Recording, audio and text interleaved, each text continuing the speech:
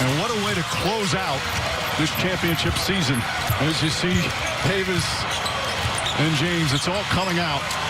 You know, to me, one of the great pleasures of this job every year is watching they become little kids again when that title is realized.